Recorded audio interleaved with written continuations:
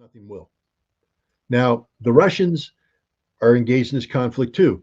Normally, your casualty ratios in militaries, let's take a look at, let's say, Germany versus the United States in World War II or Germany versus the Soviet Union.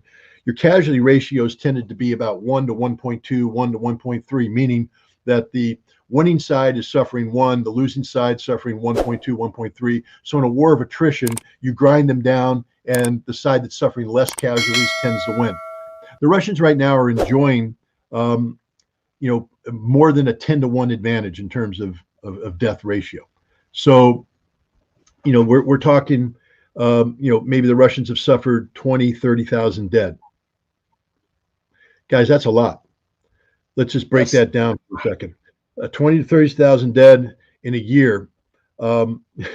That's 3,000 a month, or maybe a little less than 3,000 a month. And then we roll into what that constitutes in a week. The Russians are suffering 3 times as many dead per week than we suffered during the height of the Vietnam War. And the casualties we suffered broke us as a nation. Russia today is suffering 3 times as many casualties as that, and the Ukrainians are suffering 10 times as many casualties than that. So everybody who's sitting here talking about, that Russian-Ukrainian war is sort of an abstract. Guys are dying. And it's the most vicious kind of death. There's nothing, this ain't Hollywood. This ain't, I got shot. I'm going to die and give a little speech before I die, and everybody will cry. This is bodies being blown apart, guts pouring out, bodies burning, heads being decapitated, arms torn off, bleeding out. The worst things that you could imagine is happening every single day. Hundreds of people are dying. Civilians are starving. Infrastructure is being destroyed. And yet, this war ain't over. It's going to end soon. And when I say soon, it's going to end sometime this year. But for it to end, those 300,000 Russian troops that have been mobilized are going to have to be committed to this battle.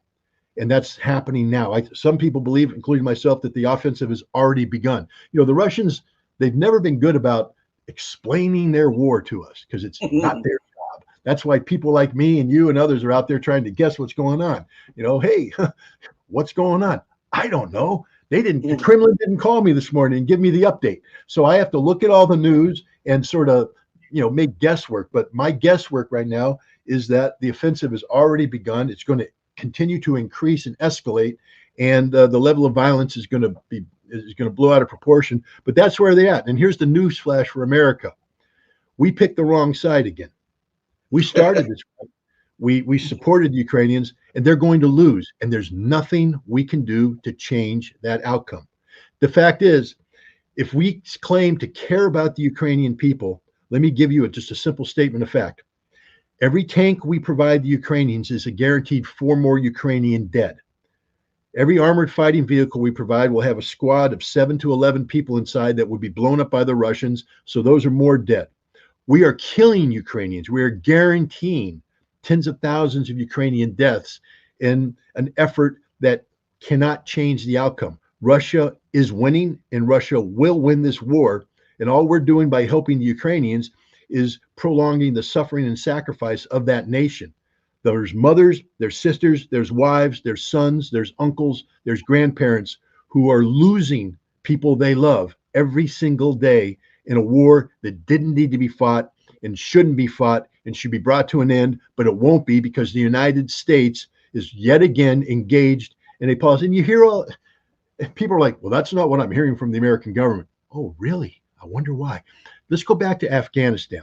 If you remember in June and July of 2021, we were being told that we are committed. This fight is important. The Taliban and Al-Qaeda must be destroyed. We cannot retreat. This is of strategic importance. Blah, blah, blah, blah, blah. August, we're out. Why? Because we got beat. And this is what's happening in Ukraine now. We're talking, we're doing this, we're doing that, we're doing this. I'm telling you right now, come August, September, October, we're out. Why? Because we got beat. America stands for nothing. We are the worst friends in the world.